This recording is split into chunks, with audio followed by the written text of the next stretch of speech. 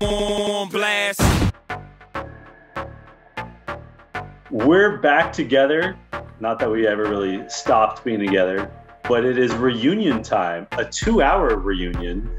Although I can certainly think of 5 minutes at the end that they could have cut out, Sheldon. I'm John. I'm stunned. I'm stunned that was an actual thing that occurred. I still don't get it. I want to know who her agent is and what kind of deal the agent has, because that's just great work. I don't understand. That got more promo than like Bow Wow during the 106 and Park years. I don't understand what's going on. First of all, what a reference with Bow Wow and the 106 and Park years. But also, I mean, I think we can call it right now. Emmy's agent is the MVP of this week's episode of You Killed It, right? Like, surely. I just have so many questions though. Like, is that a real song? Like, is that a parody song? Is that like a Weird Al type song? Like, I can't tell if she's being serious, but it seemed kind of serious. And then I made the mistake of trying to listen to some of the lyrics. And then I was like, what am I doing? Like this, I don't know. I'm just stunned. I need an actual explanation in terms of what's going on. I'll say that. 2, well, maybe I'll save it, but I'll say like the MVP is clear who the MVP is, but we'll get to that. Okay, we will get to that. I got to tell you right now, I'm looking up the top 40 Romanian hits of 2021. Wow. This is a simplified playlist. I don't want that. That's some research you come here for. Someone out there has to know if Emmy's I'm an Alien made the top 40. Anyway, this is You Killed It, the podcast about all things Emmy and the Alien song. Talking about the reunion to the challenge Spies, Lies, and Allies. I will say, in terms of formatting, in terms of editing, I really enjoyed the behind-the-scenes opening where we saw people getting their teeth whitened, which perhaps Kyle and Nani could pump the brakes on. And I enjoyed people like picking out their fits and stuff. And also, I mean, you and I always talk about this. This has to be the best dressed reunion we've ever had. Like, everyone brought the heat. It wasn't like, you know how some seasons, like you'll have a Johnny Bananas or someone just wear like a t-shirt and ripped jeans. There's none of that this season. And I respect except for CT, and he didn't even really show up. But he's got rich guy money. It's like Bill Gates is straight up just wearing Markburg Warehouse, right?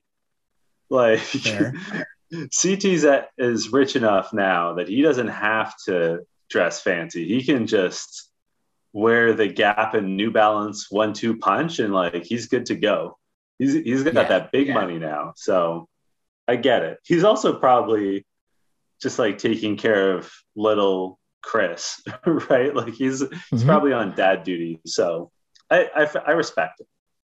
We've gone far too long doing this pod already without showing love to one of the OGs, Maria Menounos, still out here killing them. Like, I feel like Maria Menounos has been out here for like 20 years, just like killing the game. 20 years at least, right? Like, that is a solid run to keep getting them checks as Maria Menounos, still doing her extra thing. You know, you'll see her on Extra or ET or whatever that is. She'll pop up on I know she pops up on some wrestling stuff every once in a while. Like, she's all out here still getting them checks, and I got to applaud her. She deserves a slow clap. She's not the MVP, but you got to give her her flowers for sure. She's good at hosting this show. Not everyone can handle hosting, but she does it. Like, she gets the job done. I feel the need to clarify here too. Like, of course, you know, the assumption is I'm shutting up Maria Menounos because I think she's dope. Yes, I do think that she's dope, but also like she was getting in, like, on top of the dopeness, the reason why you survive for so long, because there's tons of dope looking people out here in this world. But the reason you survive for that long and you keep getting these gigs is because you can actually do the job really, really well. And I emphasize the really, really well part because, as you know, we've seen on the challenge, they get a lot of random people to come through and host these reunion shows. But very few people were going in with re-asks and like putting people on the spot, you know, pinning them down, getting them to answer questions, whether it was Fessy, whether it was Amanda. Like the re-asks are key. It's one thing to write out the real question, right? Like the producers or whatever will feed them the questions, cool. But when you see the re-asks, when you see them come off the cuff with the follow-up question, that's when you know someone's doing work. So I apologize if I just came off with the energy of just shouting out the dopeness of Maria Menounos, because she is dope. But I need to emphasize the reason why she's still around is because she puts in that work. She does. And while you were going on that little rant, which I loved, I did some quick background research, and you were right on the nose. She's been at this for 20 years. She made her Entertainment Tonight like first appearance as a reporter in 2003. So wow. Like she's really been at it for nearly 20 years. She was in the Fantastic Four film back in 2004, getting romanced by Chris Evans as the Human Torch. Wow. So she's been out there working as a reporter, doing the thing for 20 years. And just like, if you think about all the other hosts they've had on these reunion specials, to me, it's between her and The Miz as people who do it well. But the problem with The Miz is he doesn't turn off the wrestler voice. Like he's always shouting. And like, no one needs encouraging to shout on the challenge reunion. There's enough shouting as it is, you know? And I feel like Maria Menounos does a great job of, like you said, asking those follow-up questions.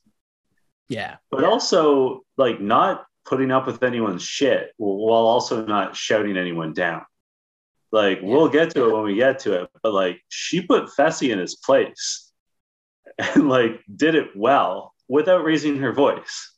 So just shout outs to shout outs, but I was glad that Maria was the host, the MC for this little shindig. While we're talking about outfits, whose outfit did you like best? It's a very good question. I'm not sure whose outfit I like best, and that's just because I was wildly distracted by Manuel. And like, I mean, if people annoyed me during the season, all that happened during the reunion is just they reaffirmed why they annoyed me during the season. Yeah. It starts with the Manuel. That's Emmy. That's, you know, like Josh, you know, it was just a weird. I mean, it was just a weird showing. So I don't really know who looked the best. I can't really pin that one down. I mean, I think Amanda just overall had a pretty solid performance. But I will say there were some clean suits. Like Fessy's suit was clean, I thought, you know, it's a clean suit. I'm trying to think who else like I remember. I liked Casey's tuxedo. Yeah, there was a bold look. It really worked for me. I liked it a lot. I'm a little over the like suit with no socks and like a sneaker kind of look, but Casey really made it happen. Yeah. Casey had a really good reunion. And I think like her honesty about what her gameplay is made me like her more, right? Like she's purposely being boring, which I dislike, but I liked her honesty in admitting that. But yeah, let's go through this because I have a lot to say about the little that happened in this reunion. There's not a lot of meat on the bone for this reunion. And I will say, though, the one thing I will say is you can tell it was so bad that they didn't stretch it to 2 episodes. No, I don't think they could have. Right? That's what I'm saying, though. There was a lot of ads. There was a lot of behind-the-scenes stuff. And there was a 5-minute song segment, like talking about filler. They definitely had to get from, you know, an hour and 10 or an hour and 50 of content plus commercials to 2 hours. I also think too, there wasn't that much actual stuff like reunion stuff to actually talk about. it was more of a recap of the season, right? Because it was not much actually happened on this reunion that it's like, yeah, let's talk about this or let's talk about that. And I'm tiptoeing around because I want to save what I had to say for a lot of the actual stuff that did happen. But like the beginning part with Emmy and Berna, they're going back and forth. I guess I skipped a part. Sorry. Because I do want to ask you this question about Kyle. Because they're talking about the money and splitting the money. And they said that would Kyle have split the money? He says yes. CT says no. I think anyone would have split the money just because they've seen how bad of a look it's been for everyone, for the people who haven't, for Ashley, let's say, and Bananas, and just how much that stuck with them. But what do you think? Do you think Kyle would have kept the money? I think Kyle will split the money for sure. I think so too. The reason why I thought more about this after our last episode, and I thought about it when they were asking this question. Last episode of You Killed It, I pointed out that like CT's team won. And I said, like he and Devin and Kyle were basically operating as a team. They had their bumps in the road for sure, but they've been operating as a unit now for like 2 seasons. But I thought about it more. And beyond that, like aside from Casey, who's like firmly team Big Brother, like Devin and Tori are super tight, and Emmy and CT are obviously super tight, or were tight this past season. So, like, if you think about it, 5 of the top 6 competitors were all friends and like allies and like working in tandem. And even then, like Casey, Tori, and Devin were all part of the Emerald Cell that dominated. So, like, this idea that Kyle would somehow get selfish, I just don't buy, because he genuinely liked everyone there, right? Like the people that he had beef with weren't there. And he was also, think about how upset he got when CT said that they weren't friends outside of the show. Yeah. Like, I think Kyle's really invested. He's certainly invested in his friendship with Devin. And I think he's genuinely invested in everyone else. Like, I mean, the knock on Kyle has always been he doesn't take the competition seriously. So why are we going to then flip it on him and say, oh, Kyle doesn't take the competition seriously, but he would fuck everyone over? Like, which is it? I know they're not quite mutually exclusive. Yeah. But, I don't think it's in him. Like, I think he would have split it. Maybe not like exactly the way CT split it and Casey split it, 800, 100, and 100. But like, I genuinely think he would have split it. I agree. I don't like the Emmy and Berna thing was so weird because they basically just had the same argument they had on the show.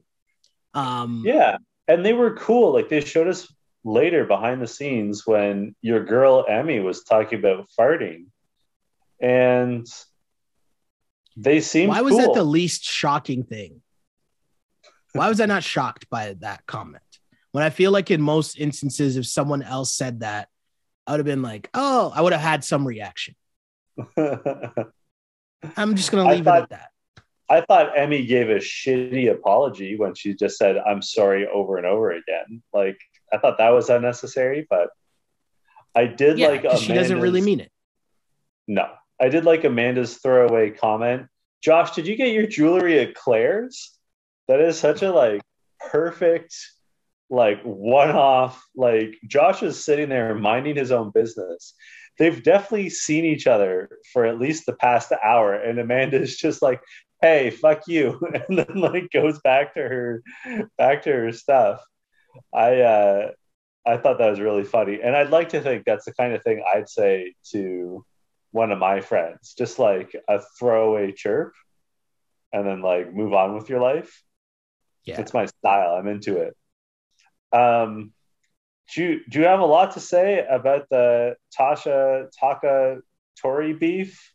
I No, honestly forgot about this. This was a long season of the challenge. it really was. And, it's just another example because mainly, this whole reunion broke down to maybe 5 people. And even, we're talking about Tatcha and Tori, but this is really just another example of a weird season that Tori had, Yeah. right? Because she didn't win again, but she was just messy.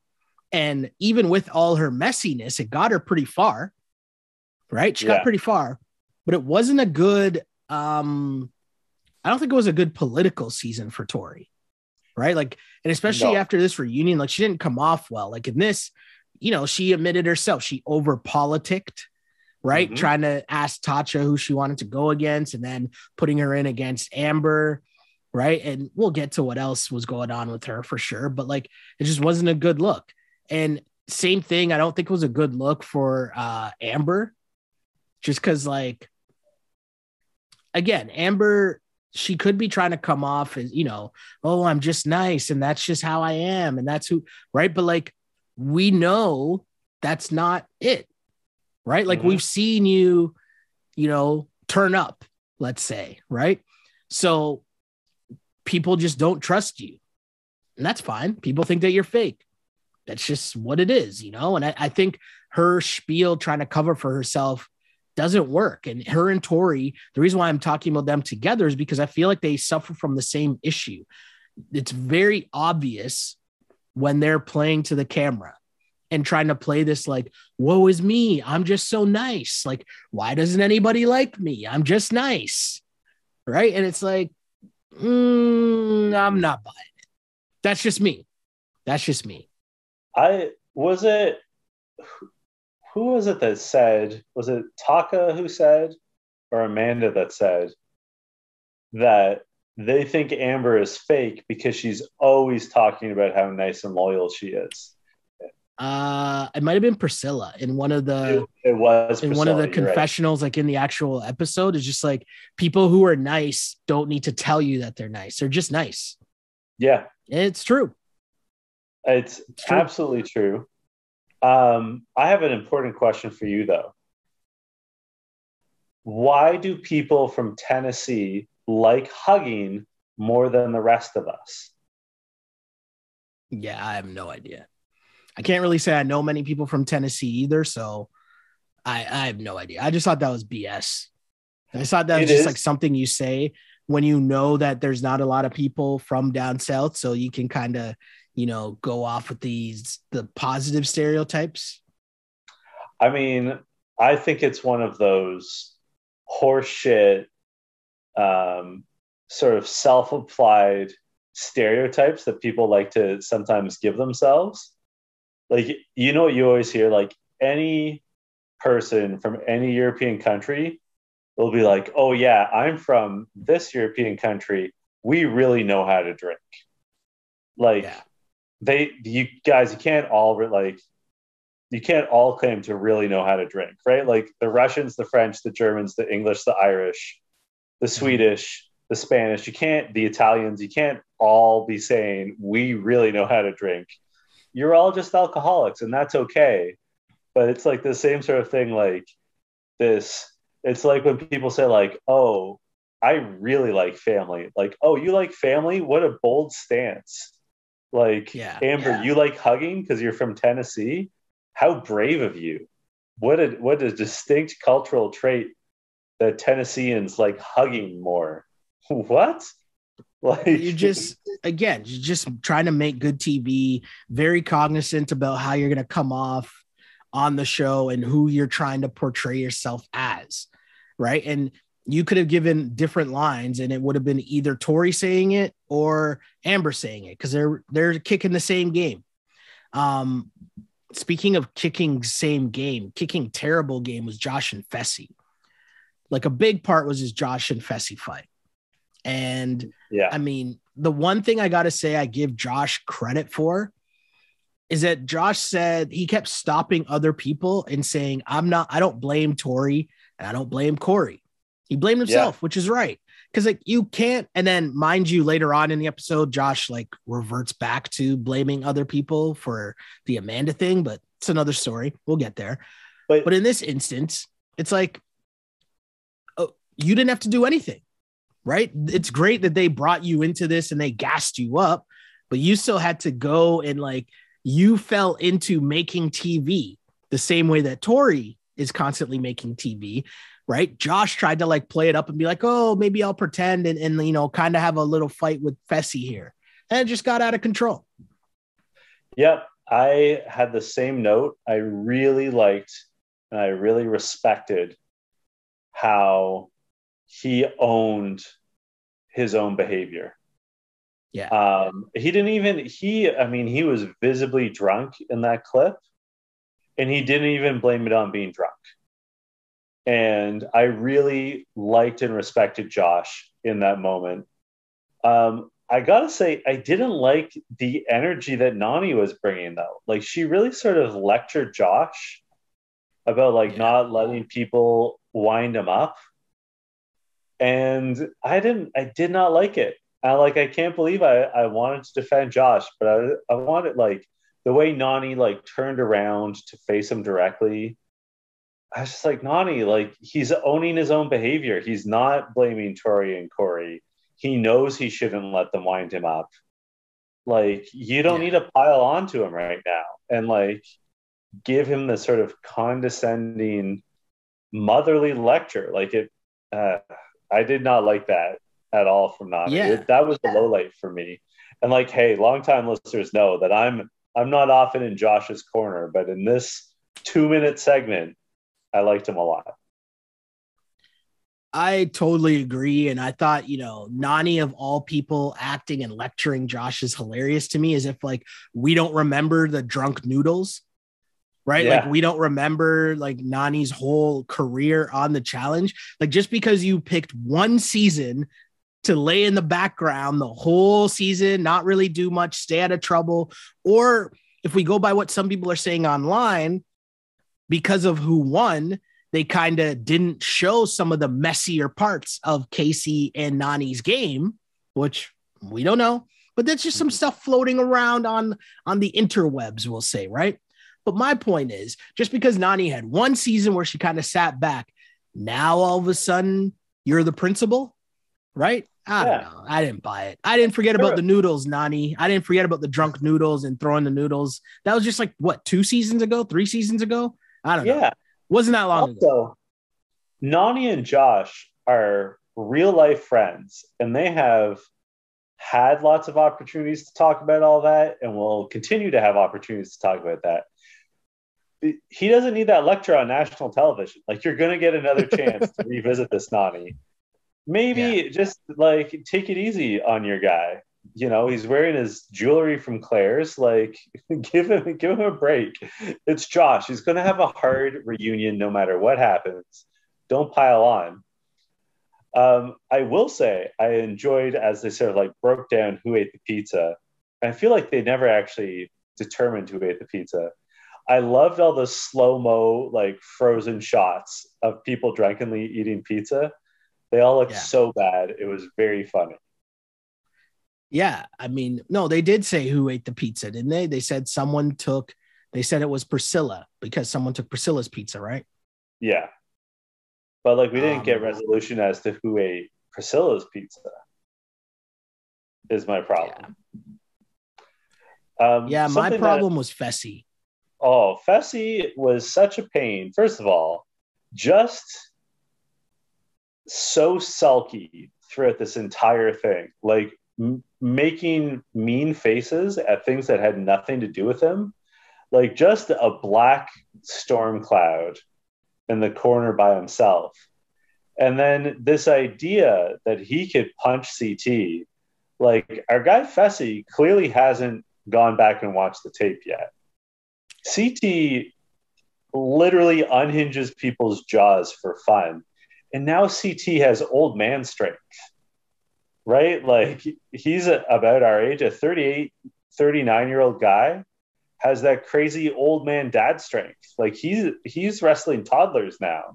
Like, that gets the small muscles fired. You know what I'm saying? Like, Mm-hmm. But I don't think Fessy really cared about who won. Fessy's just super thirsty trying to get to the money and any means necessary, right? He wants to do some celebrity boxing just because how many times did he say, oh, we can make some money off this? Oh, this would sell out. Oh, and would it sell out? I don't know. I don't think it would. Like, I mean, who knows? Because this Jake Paul stuff, I know people were watching that. I didn't watch it, but, you know, I get it. Celebrity boxing is a thing. I just found that my guy came off as super thirsty. I like how Nelson put it. I like how Nelson put it when he pretended to be on the phone. He's like, hey, yeah, you know how I got kicked off the show and you won money? Well, I need some money now, too. Yeah, pretty much. That was a good line from Nelson. Pretty much. Yeah, yeah. Very good lines from Amanda. And, you know, the Amanda versus Tori thing kind of was sprinkled throughout this whole thing, but it began with the conversation about Amanda going to Josh and basically asking which member of his team should she swap with if she were to win. And, you know, Josh, you could tell, is still trying to lie. Meanwhile, we've seen the tape and he should know that we've seen the tape. But beyond that, they keep saying Amanda made Josh look shady. No, Josh, you look shady because you were being shady. He could have said anything else. Even if everyone's like, oh, well, Amanda led you down that path and she knew what she was doing. Cool. That's great. He still could have said, I know what you're trying to do, and I'm not going to say a name. You're going to do what you're going to do, regardless of what I'm going to say anyways. So why do you need me to say a name? There's so much that he could have said. He could have even said, Amanda, I see what you're trying to do, and I'm just not going to participate. He could have said, Amanda, there's a camera right there. Like, I'm not having this conversation. There's so many things that he could have said. And I don't know, he's definitely a people pleaser. And like, that is his downfall. Like, he is way too concerned with what the person in front of him thinks of him. I was interested that they were talking about the Amanda Tori beef. Mm-hmm. And Tori says, like, straight up, like, I don't understand why you dislike me so much. What is the source of our issue? And for perhaps the first time ever, Amanda did not have an answer. No, it's because they didn't want to get into it. Yeah. Like, they all know what the issue is. They all know it stems from Fessy.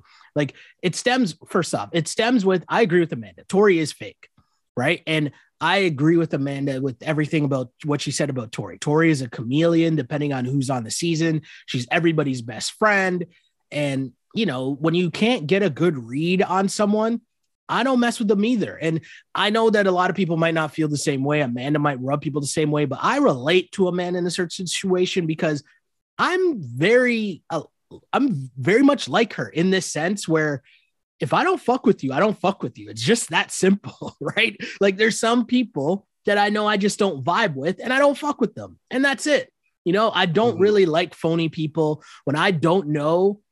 Like, I would rather someone who's an asshole, but I at least know who they are, so I know how to act accordingly, rather than the person who's like always shifty, always has an angle, always is like everyone's best friend. Nah.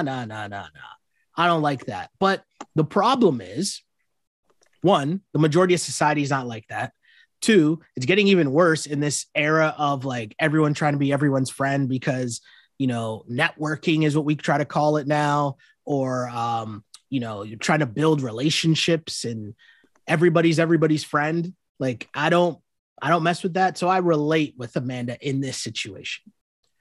Also, though, the worst part about it for her is that they're doing a TV show. Yeah. So on the flip side, there is a side of this where can you really get mad at Tori or Michelle or whoever else for who's being fake when they're on a TV show trying to like act and build a brand and put out a certain person? Now, does that come out as being fake? Yeah, but it's TV. It's reality TV. And there ain't nothing real about it, right? It's kind of part of the job. Yeah, I mean, I hear what you're saying. I had some sympathy for Tori. I agree that Tori can be fake. And like I like Tori, but she can be fake. But also, Amanda has to get over Fessy's history with Tori. Tori and Fessy happened before Amanda and Fessy. And in the immortal words of Kyle Christie, you can't unfuck someone. And, True. you know, it is what it is. And Amanda, it's Amanda's whole viewpoint is so conflicted here. Because on the one hand, she says the right things. Like she says, Fessy, you're a dog. You want to play that single life, and that's your business. I'm trying to raise my child with a strong male role model. And she's right on all those points, but her actions are not backing up her words. And that's on Amanda, right? Yeah. And like, so she's talking big talk about wanting boundaries, but she's not setting those boundaries. And, you know, she's clearly insecure about Fessy's past with Tori and with Michelle. Mm-hmm. And part of that insecurity is she knows that Fessy, if they get back together, that Fessy is probably going to fool around with someone else. So the key issue here is Fessy's got to go. Like, don't be mad at Tori for something that happened before you, Amanda, came on the scene. Instead, recognize that you feel some kind of way about Tori and Michelle because you're insecure about your relationship with Fessy. Because Fessy's a dog, which you know. So kick him to the curb. Like, so you can do better, Amanda. Couple things here. So I scrolled ahead because I wrote this down later on, but we'll get there. But it fits better here, right? And it was just more so about Amanda. And I think, and I don't know Amanda at all, can't claim to know Amanda, but I will say there are characteristics. And if I was to get my low-level shrink on here, and maybe I'm saying this because it's a little bit of self-reflection on my part here as well, you know, but I feel like at certain times in our lives, hurt people.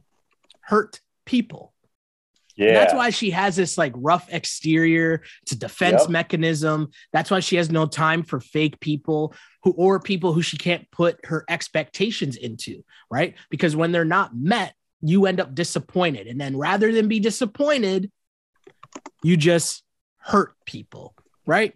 Now, again, as I said earlier, I can accept mistakes and flaws if that's actually you and you're genuinely making mistakes.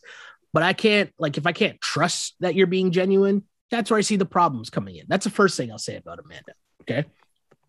The second thing I'll say, it's a little bit of life advice here, right? We got people from all ages and could be listening to this show. So I don't know how old you are, right? Or I don't know how many different relationships you've been in your life or anything like that. I don't know who's listening to this pod right now. Not really sure. But I'll say this, one of the wisest things I've ever heard in my life when it comes down to relationships is the simple words, remember how you got in. I feel like I've said this before on this pod, probably a while ago, talking about something else, but remember how you got in.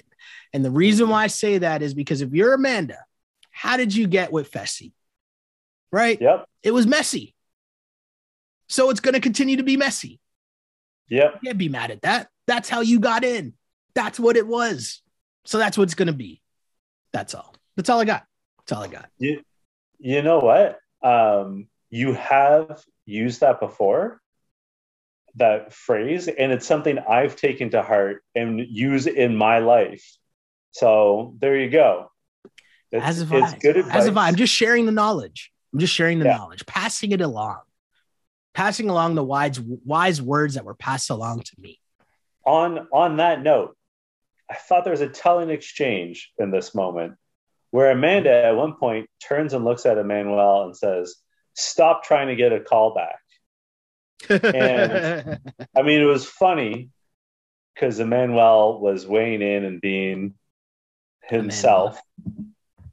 But also, you know, sometimes I think people project in life. Mm-hmm. And I think that is something that could easily be said to Fessy as well. Ooh, right? Like Fessy is definitely on some level trying to be the villain of the challenge. And we saw Polly do the same thing. And I feel like Amanda might be redirecting some well-deserved hostility toward Fessy to Emmanuel. She also said, "Worry about your costume, bro," which I thought was... yeah, that's my line of the episode by far, instantly. She turned around while he was jumping in and she said, "Worry about your own. Why don't you worry about your fucking costume, bro?" I thought that was amazing. That was so perfect. That made me actually laugh out loud. I'm telling you right now, she was the MVP of this reunion. If Amanda's not in this reunion, this would have been so trash and nothing would have happened. And she had good moments, bad moments. She had moments where she was acknowledging getting dummied by Tori, and she took that. She ate that. She had moments where she was sitting there taking in the fact that, she was looking kind of dumb because of Fessy, like all of that. Plus, she was hitting the high notes and just being herself as well. Right, wrong, or indifferent. She was Amanda. Speaking of hitting the high notes, they sort of reviewed all the hookups. And they went over a bunch of hookups that we weren't aware of. And like some of them had me floored. So off the hop, did I hear it right that Josh and Ashley made out? Yeah, I mean, I guess so, which obviously adds another wrinkle into what happened. That's exactly what I was going to say. It's a whole new dimension on the fight that they had. Yeah, I mean, I don't know. I mean, yeah, there's a lot there. Yeah, I don't know. I feel like there's just a lot going on in the house, but also it makes you really interested in what we've been talking about in terms of how they've changed this, CBS Viacom and made it very much more Survivor than MTV. It's made it more CBS than MTV. And it's like, it makes you wonder, wait, what kind of show could they have been editing that might have been a little more fun to be watching? You know what I mean? But again, there are people that like the show now. So I don't know. I gotta also point out that Ashley kissed Gabbo, which again puts her fight with Nelson into a whole new light. If she's making out with Josh and kissing Gabbo, well then my opinions on her beef with him hooking up with Berna, whole different light. And Fessy and Bettina also apparently hooked up. And then, I'm so sorry, you're going to hate this, but we got to talk about Emmanuel and Tori. Tori farted in the room, and Emmanuel's like, "Damn, that's my girl." And I was just wondering, Sheldon, what kind of fart do you think attracts a man like Emmanuel? I'm not even gonna like. I can't believe I was actually about to answer that. Or I was like, no, I'm not engaging in such no. I was actually about to answer that with like a real answer and like a real reason. I was like, wait, what am I doing? I'm not talking into a microphone that will live forever on the interwebs answering that question. No, not gonna happen. You almost got me though. I will say you almost got me. All I will say is, yo, come on, man. What are we doing, man? What part of the game is that? Is there a particular kind of fart that would work wonders for you? No. There's so much no. So Tori visited Emmanuel in Romania, and they're still enjoying each other's company. Maria until next season, and there's more people in the house, and there's more people for Tori to meet next season. That's all.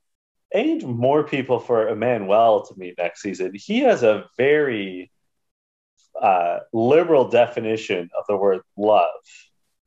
And Well, I wrote like, this down, and I need the female, the women who listen to this pod, who enjoy this pod, the regulars who love this pod. I need y'all to do me a favor, okay? As a single man, I need to understand something here.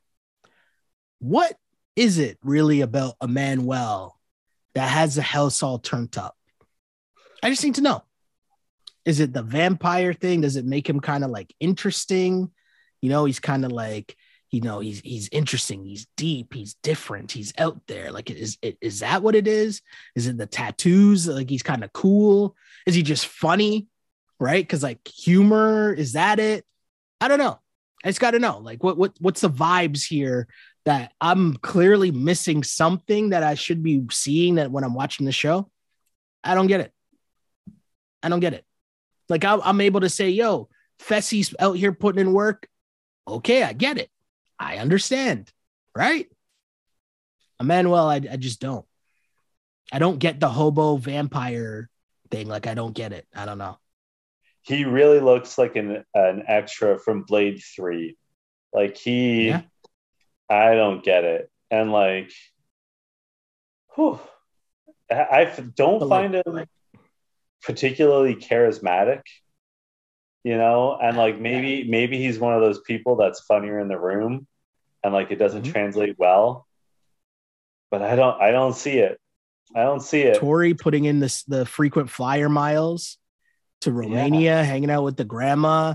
Meanwhile, when they asked, like, oh, so are you going to come visit Tori? He was like, oh, yeah, I'm going to come to America. It's like, that wasn't the question, bro. And they kind of just let that slide. But hey, Tori, do you, Tori, do you?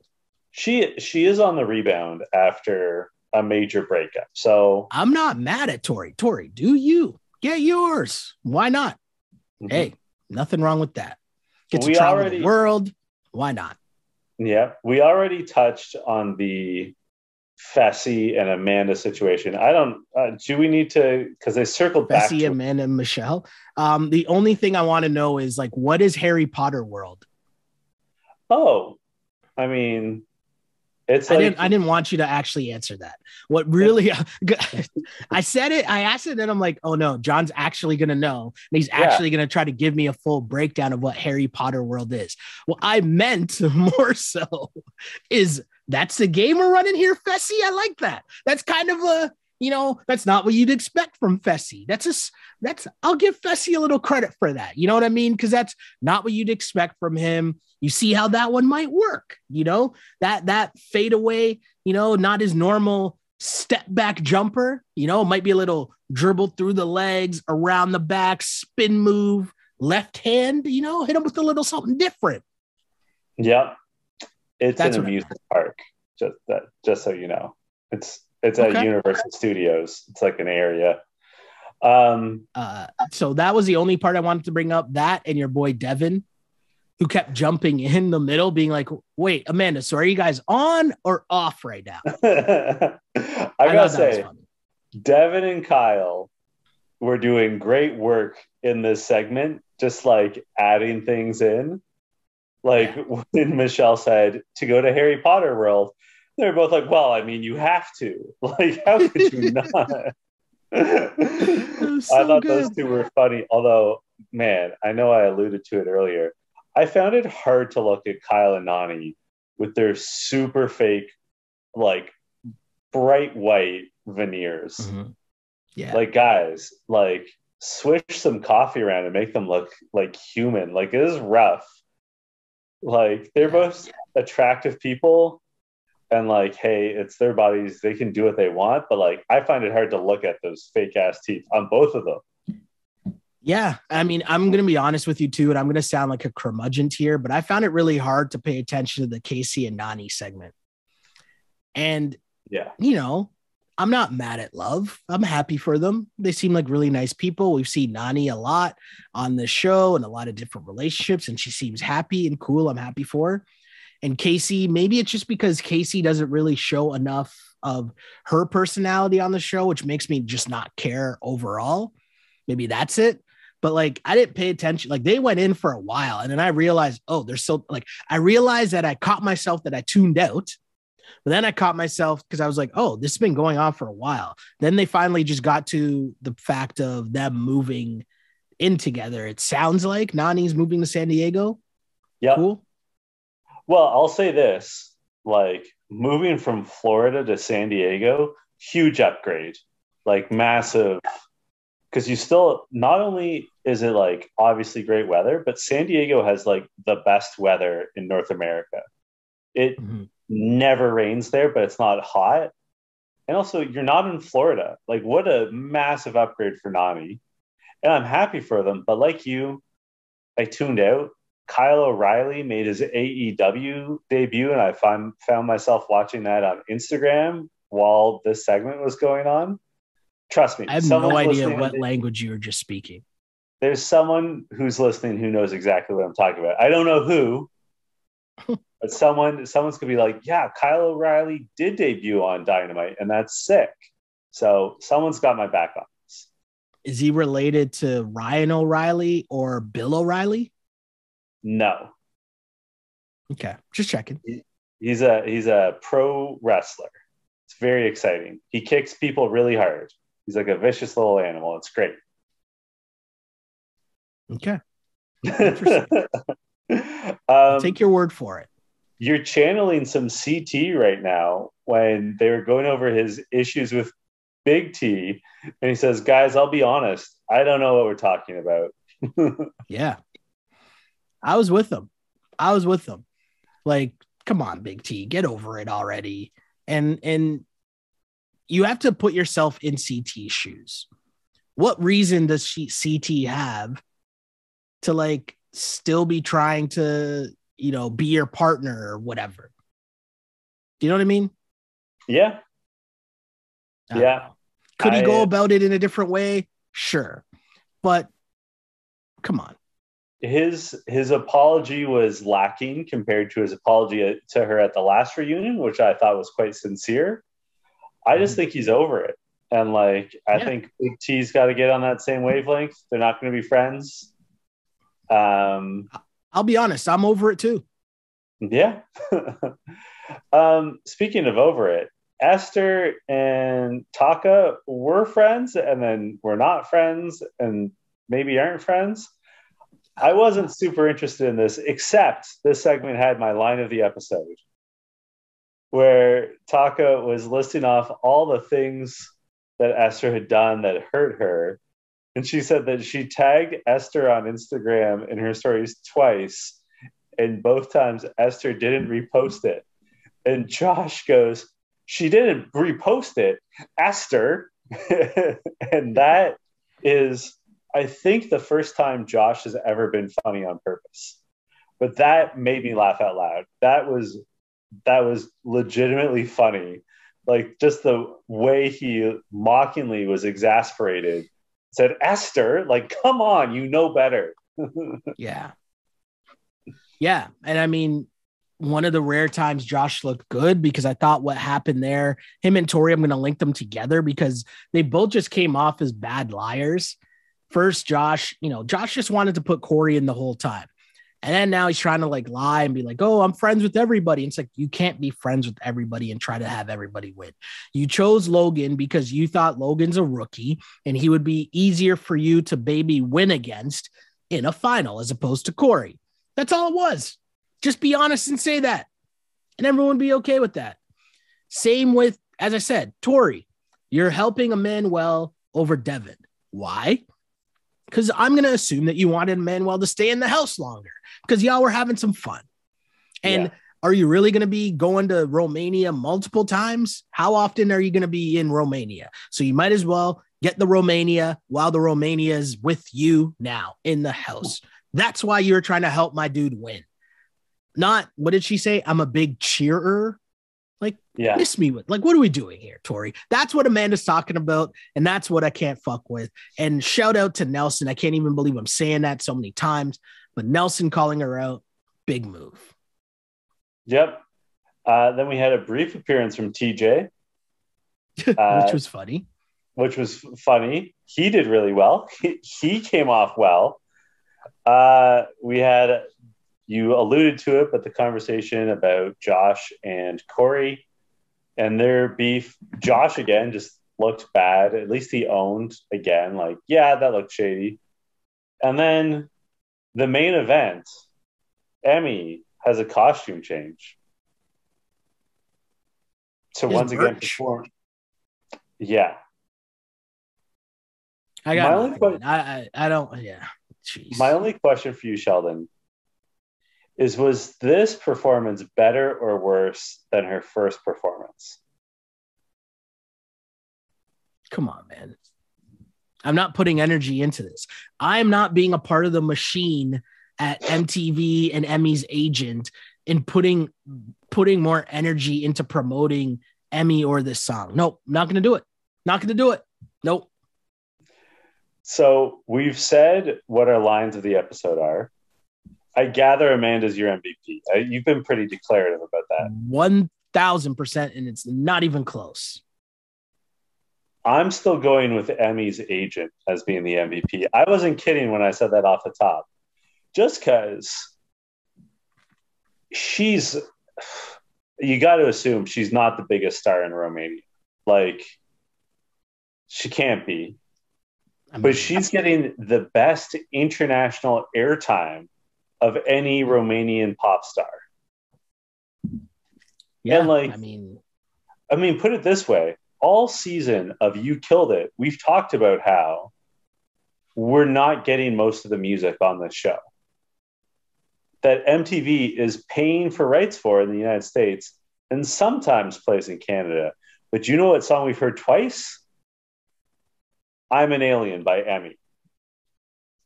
Like, she's getting international play that other like legitimate North American hits from the 80s, 90s, and 2000s and 2010s is not getting in Canada or the United States. And like, I don't know how they arranged this deal. Not once, but twice. But here it is. So Emmy's agent, you killed it this week. Because like this is more money from streaming or whatever. Because you know people are gonna like be like, man, I gotta listen to that whole song. Or like, did I really just hear that lyric? Well, I want people to write in and like message us like, are we just off? Like, is this a good song? Do people like this song? Have people like searched and added this to their Spotify or Apple Music playlist? Like, I don't know. I'm just asking. I like to, we have our opinions, but I want to hear from the people.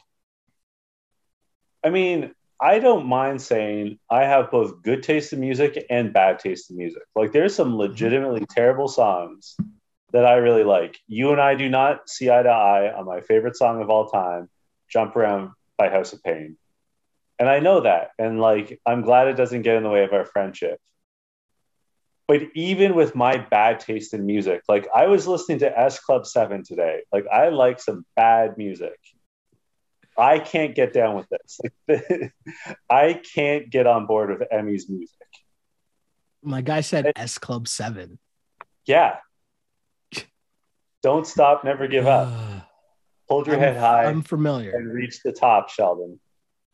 So I'm familiar. We grew up in a different generation, man. We grew up in a different generation where all these pop songs, just because of the way that we consumed music videos. You'd come home, you'd sit down and you watch music videos and you were at the mercy of whatever they were playing.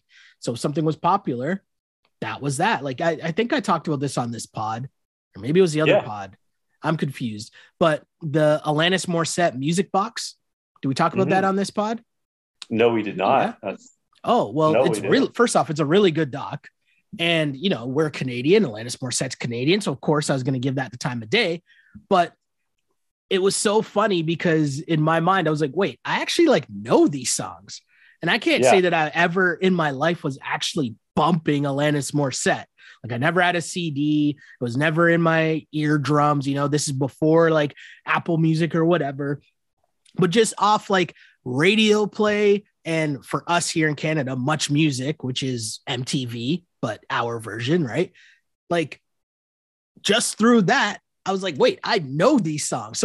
And I'm saying this because first off, the doc is incredible. It's just a great doc. I love documentaries and I love music. So I'll watch music docs on all kinds of stuff, even stuff I don't really listen to. But in this instance, I was surprised. Like, I was just like, oh, wait a second. Like, I don't know enough about Alanis Morissette, but I sat there and watched the doc, and then all the songs start coming on. I'm like, whoa, I actually like know these songs. Like, what's happening here? I had to catch myself.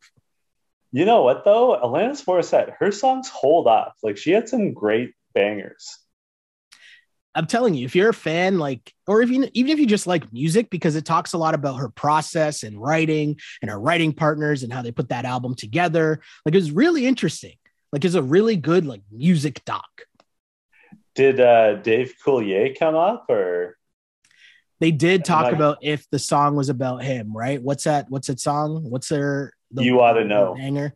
You Ought to Know. Yeah. Is it actually about him? They did they talked about if it was about him or not. And, you know, obviously she's like, no, it's not, and whatever. But, like, you know. Hold on. What? Because, like, did you ever watch The Surreal Life? Yeah. Yeah. Because on the season of The Surreal Life that he was on, he's fully like, yeah, it was about me. Like, Dave Coulier is under Uncle Joey thinks that song's about him. But if you're Dave Coulier and Uncle Joey, and you just said he's on The Surreal Life, like, yeah, I'd be trying to claim that song was about me too. Well, I've got more questions than answers, but it sounds like I got to check out Alanis Morissette Music Box. So Music Box is actually a series on HBO. By I'm pretty sure Bill Simmons spearheaded it, but it's just a series of music documentaries. So, like, the first one was on Woodstock 99. And it's actually like a really good doc as well. There's another one on Alanis Morissette. There's another one on DMX. There's another one on, I can't remember, but yeah, I've seen the first two, which were Woodstock and Alanis Morissette. And again, I just love documentaries, so that's why I watch those. And yeah, pretty good. I'll have to check that out. We still have to figure out how and when we're going to watch All Stars. Oh, are we going to do that? We'll let the people decide. Have the people decided yet? I don't feel like I've gotten enough messages being like, yo, you have to watch it. We got to do it, blah, blah, blah. Well, let me ask you, where can the people message you on social media to let you know if we should recap All Stars? You can find me on Twitter at Shell Alexander and on Instagram at Sheldon Alexander. And of course, like and subscribe to the pod wherever you get your podcasts. Like and subscribe to the YouTube page. Hit me up there. There were some comments there on the YouTube page, but still not enough. That's like the one thing I will say, people are saying it's a pretty good season of All Stars. The things that I've seen, the few comments I have seen. Yeah, that's all I'll say on the air right now. I'll let the people decide. Well, please blow up Sheldon's spot to let him know one way or the other if we should recap All Stars. And do likewise to me. You can find me on Twitter and Instagram at jchidleyhill. And if you celebrate, have yourself a Merry Christmas. And if you don't, have a happy holidays. Have yourself a happy New Year. Because I guess, actually, if we were to record next week, it'd be before the New Year. So you guys have a week to let us know what we should be doing. Sheldon, did you know that to the Scots, New Year's Eve is more important than Christmas? A little fun fact about my people. It's true. It's a bigger deal. So until next week, perhaps this was You Killed It. You killed it.